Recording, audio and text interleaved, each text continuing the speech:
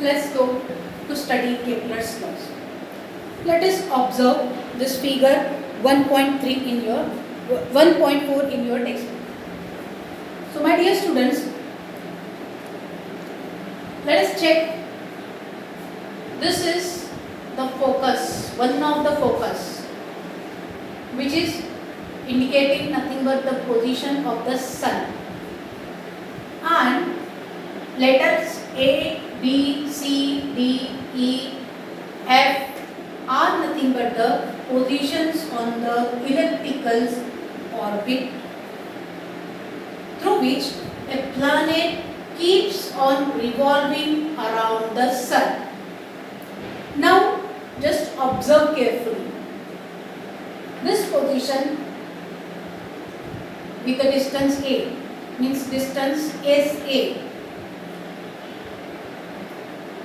The planet is at this position and on A. After some time it moves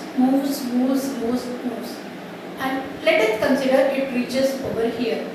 Then this distance. So this complete area, if you will join this A with S and S with B, then you will get here a sector, and this area included in the sector we will label as 1. Now let us move on. Planet keeps on revolving around the sun. Suppose this is the next position C, and it keeps on moving. It reaches to the position D. Now let us pause here and join the distance C with S and distance S with D. Again we will get here one sector and this area within the sector. Okay, this we will label as a second number. Now keeps on planet moving and moving through the elliptical orbit. It reaches at the position E and eventually it reaches the position F. Now we will pause here to connect E and S and F and S, so that the third sector and area included in this we got. This is the third area. Okay, so note down area ASB. This is the first area. Area CXD, second area. Area EXF, third area. Okay. Next thing I want to note you down. If you will look at the position of sun and the first position of planet around the circular, around the elliptical path, what do you observe? Just check and compare the distance. This distance and the another one, this distance. Are both this distance same? What? Are they same? This distance and this distance is same? Definitely not. This is the short distance and this is the long distance. So the short distance or the position at which planet and the sun are at the shortest distance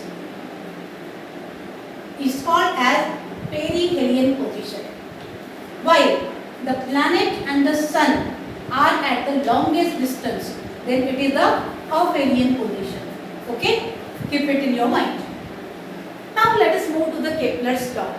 These points are very important through the view of your exam. Questions are asked on basis of these points, which are observatory points. By Kepler's law, what do you learn? The small 1 mark questions can be asked on this topic.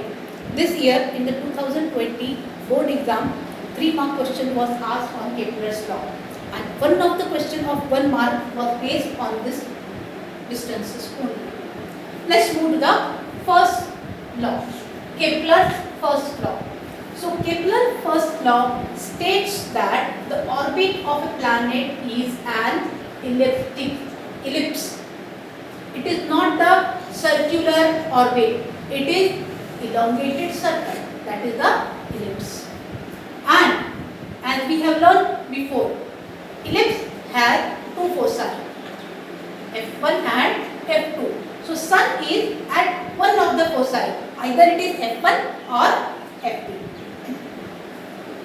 So what is the first law of Kepler? The orbit of a planet is an ellipse with the sun at one of its foci. Let's repeat it. Kepler's first law. The orbit of a planet is an ellipse with the sun at its one of the foci. Orbit of the planet is an ellipse and location of the sun is any one of the foci. Any one it can be. So this is the Kepler's first law. Now Kepler's second law. Kepler's second law states that the line joining the planet and the sun means if you will join this line and this line, by this the planet is at this position and it moves, it reaches this position. Suppose you will consider the planet is here and you started to note down the time, and after some time planet reaches at this position, some distance it travels, whatever it is, and that time is say t1. When it is on A position and it reaches to the B position, so this distance it travels in the same time t1. Now another position, suppose it reaches to the C position and from the C position it reaches to the D position, and this distance it travels within the time t2. Okay, now consider the third position, E position, and it reaches to the F position, and to cover this area, to cover this distance it cover in the t2 time, this distance it cover in the t3 time. So my dear students, Kepler's second law states that the line joining the planet and the sun sweeps equal areas in equal interval of time. Means if you will consider this area 1, this area 2 and this area 3. So all these three areas, area 1, area 2, area 3 are equal. Not only the area but also the time taken by the planet from the location A to B is T1, C to D is T2 and E to F is T3. So the value of T1, T2 and T3 are also equal. So what do you conclude from here? Kepler's second law states that the line joining the planet and the sun sweeps equal interval of time and equal areas. Means this area and this area will be equal.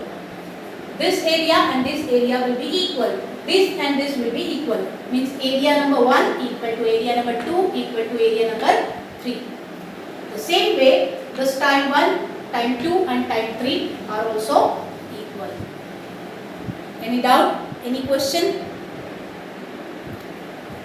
My dear students, if you will observe this figure very carefully, then you will notice here this distance AB is the larger distance, longer distance, while CD is the shorter and EF is the shortest.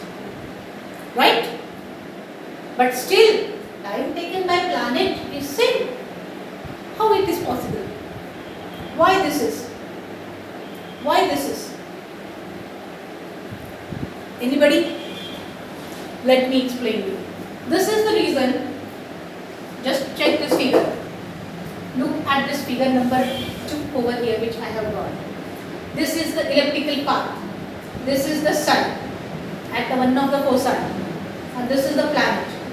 So if you will look at this distance, This distance is the short distance, right? Perihelion position. While this distance is the long distance, that is aphelion position. Then obviously, suppose I am the planet and I am covering this distance over here, right? And I am covering from here this distance.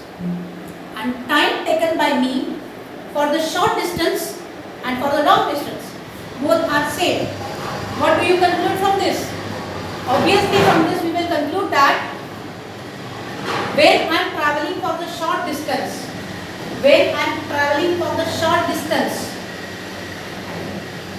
when I am traveling here for the short distance, this is the short distance, this is the short distance. So speed of planet, or we can say velocity of planet, becomes slow. While when it is covering a larger distance, then its speed is fastest. Means it's obvious when the planet is at its perihelion position, it is moving fast, and when it is at aphelion position, its speed becomes slow. Means planet will move from here fast and it will become slow here. That's why larger distance, longer distance as well as smaller distance takes same time and covers same area. This area you can calculate by the simple formula of the area of the sector, that is 1/2 r square. Area of sector 1/2 r square. This area can be calculated, this area can be calculated, this area can be calculated with the same formula. So second law, Kepler's second law states that the line joining the planet and the sun sweeps the equal area and equal time. Equal area and equal time. Means this all the areas are same and time is also same. Though this distance is smaller, due to the low motion, it can cover within the same time. Here motion becomes fast, so it travels larger distance within the same time. Let's move to the next topic, Kepler's third law. In the third law, with his mathematical calculation, Kepler explained that the square of its period of revolution around the sun means if you will take the time of any time taken by any planet to revolve around the sun, the square of the time period taken for the revolution around the sun, if you will consider as a t square, then it is directly proportional to the cube of the mean distance of the planet from the sun. Mean distance means if you will take this distance, this distance, this distance, this distance, so make the sum of all these distances and take out the mean of it, and it's a cube, then their proportion will be direct. In short, we can say p square is directly proportional to r cube. Since they are directly proportional, p square upon r cube is the constant, and this constant is known as Kepler's constant. Today we will stop at this point. I request you to go through your textbook page number 3. Read it from the top to bottom whole, and through this video please go through this whole blackboard description. We will discuss your doubts in the next section, and we will start with the next topic, that is Newton's gravitation, what the Newton explained in his laws of gravitation. Actually, when Kepler explained third law, he was not able to describe this scientifically, which was later on, after few hundred years, explained by the Newton. And he explained why Kepler has taken this R3 and R cube and t square. So have a good day. Keep on reading and study well.